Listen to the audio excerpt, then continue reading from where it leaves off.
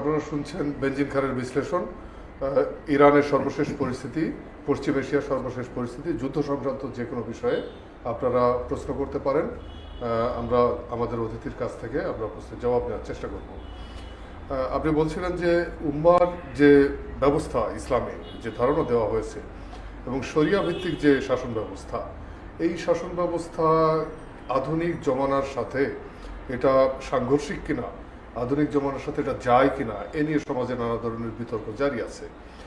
আপনি ব্যক্তিগতভাবে কি মনে করেন, যেটা কি সম্ভব কিনা শরিয়া আজকের যুগে চালানো? না, শরিয়া কখনোই আধুনিক ব্যবস্থার সাথে যাবে না। এখন আধুনিক ব্যবস্থা বলতে আমরা একটা জিনিস মিন করি, কিন্তু আধুনিক মানে সত্য এবং সুন্দর, অধুনা। হ্যাঁ, কিন্তু আধুনিক মানেই যে সত্য এবং সুন্দর তা না। কিন্তু আধুনিক বলতে আমরা আসলে বলছি ইউরোপিয়ান জীবনকে আমরা আধুনিক বলছি, এবং সেটা মূলত ইংল্যান্ডে শিল্প বিপ্লবের মধ্য দিয়ে, ফরাসি আবার ফ্রান্সের আপনার বুর্জোয়া গণতান্ত্রিক বিপ্লবের মধ্য দিয়ে এখানে দুনিয়াতে যে রাষ্ট্র কনসেপ্টটা এসেছে, এটাকে অন্যভাবে বলা হয়েছে মানব রচিত আইন।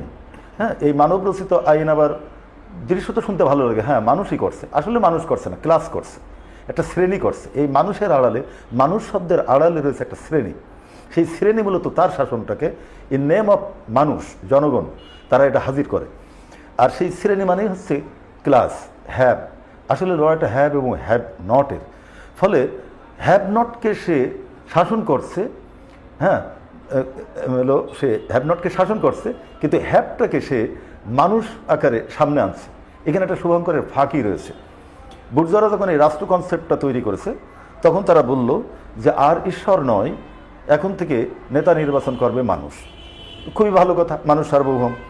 কিন্তু সে এমন এক কায়দা করেছে যে বলছে 18 বছর বয়স হলেই তুমি নির্বাচনে প্রতিদ্বন্দ্বিতা করতে পারবা, নির্বাচনে ভোট দিতে পারবা। কিন্তু খেদাবোনা উঠুন চাষ একটা কায়দা এর মধ্যে আছে। অর্থাৎ আপনি ইচ্ছা করলেই ভোটে দাঁড়াতে পারবেন না। আপনাকে ভোটে দাঁড়াতে গেলে আপনার হিউজ পরিমাণ টাকা লাগবে, ক্ষমতা লাগবে, হ্যাঁ, নানান কিছু লাগবে। সেই কারণে শুনতে ভালো লাগছে যে যে কোনো মানুষ 18 বছর বয়স হলেই সে রাষ্ট্রে প্রার্থিতা করতে পারবে এবং সে ক্ষমতায় যেতে পারবে, শাসন কার্যে স্টেক হতে পারবে। কিন্তু বাস্তবতা হচ্ছে যে না, যার হ্যাভ, যে সমাজের অর্থবিত্তের মালিক, সেই আসলে এই জায়গায় দাঁড়াতে পারবে। একজন জ্ঞানী মানুষ, দক্ষ মানুষ, অভিজ্ঞ মানুষ, যোগ্য মানুষ, সে নিজেই বলবে আমার তো টাকা নেই, আমার ক্ষমতা নেই, আমি দাঁড়াতে পারবো না। সে নিজেই নিজেকে সরিয়ে দেবে। কিন্তু রাষ্ট্র যেন অভিযুক্ত হচ্ছে না, কারণ তোমাকে তো আমি অনুমতি দিয়েছিলাম। এটা হচ্ছে পুঁজিবাদের শুভঙ্করের ফাঁকি। কিন্তু শরিয়াতে বলছে যে না, একটা সমাজের মধ্য দিয়ে সমাজ এবং রাষ্ট্রের একটা পার্থক্য আছে।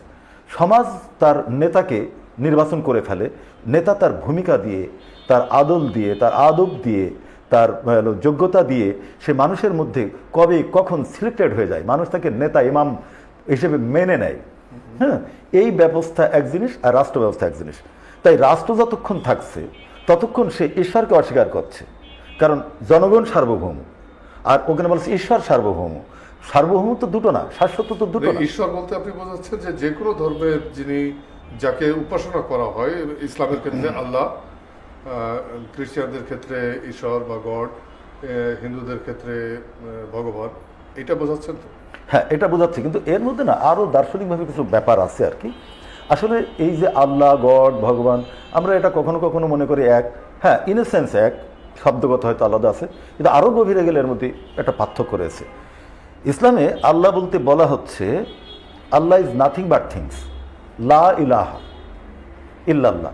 লা ইলাহা মানে নেই কোনো উপাস্য, ওই অর্থে লা ইলাহা, আল্লাহ বলে কিচ্ছু নাই।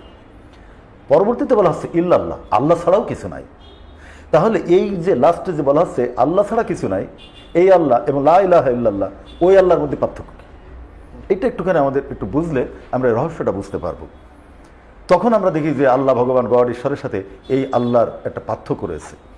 এই আল্লাহ হচ্ছে আহাদ, কুলহু আল্লাহু আহাদ, বলো আল্লাহ একক। আমরা অনুবাদের সময় বলি বলো আল্লাহ এক, এবং কেউ কেউ এখন বলছে বলো আল্লাহ এক এবং অদ্বিতীয়। না, আল্লাহ একক, এক না, একক। এককটা কি?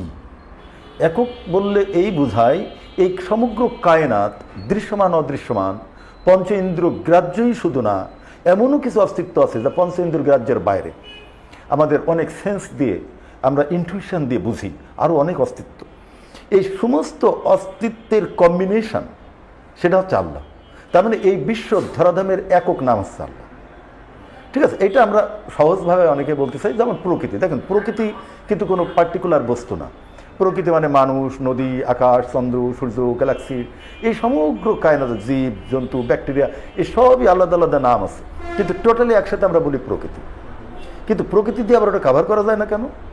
এই প্রকৃতি কিন্তু সৃষ্টি, কিন্তু আল্লাহ বলতে আমরা যা বলছি তা অসৃষ্টি। তিনি ছিলেন, আছেন, থাকবেন। এই তিনি বলে তো আমাদের সমস্যা আছে। তিনি বললে আমরা একটা মানব রূপ কল্পনা করছি, আসলে এনার্জি, মহাশক্তি। এই শক্তি ছিল, আছে, থাকবে। এটা সায়েন্সের ভাষায় বলা হচ্ছে পয়েন্ট অফ সিঙ্গুলারিটি, অদ্বৈত বিন্দুবৎ। বাংলায় বলছি অদ্বৈত বিন্দুবৎ, হ্যাঁ, অর্থাৎ এনার্জি, যেটা আইনস্টাইনের ভাষায় বলছি এই বিশ্বজগতে এই ধরাধামে একমাত্র শক্তিই নিত্য, আর সব কিছু অনিত্য। শক্তি ছিল, শক্তি আছে, শক্তি থাকবে। শক্তি কবে আসলো, কোথা থেকে আসলো, এসব অবান্তর প্রশ্ন। কেননা শক্তির পরবর্তী রূপে হচ্ছে বস্তু, টাইম অ্যান্ড স্পেস। তাই টাইম অ্যান্ড স্পেসের অতীত হচ্ছে সেই আদি শক্তি, এনার্জি, যাকে আমরা বলছি আল্লাহ। সুতরাং এই আল্লাহর যে ব্যাপারটা, এটা আমরা কী দিয়ে বুঝি? আল্লাহ তো এক অবস্তুগত অস্তিত্ব। আল্লাহকে আমরা কীভাবে বুঝি? তার আয়াত দিয়ে, তার যে অস্তিত্ব, এই যা কিছু আপনার পঞ্চেন্দ্রিয় গ্রাহ্য, এসবই কিন্তু আল্লাহর আয়াত, মানে নিদর্শন। এই প্রতিটি নিদর্শন নিয়ে গবেষণার গভীরে গেলেই আপনি মহাশক্তিকে পান।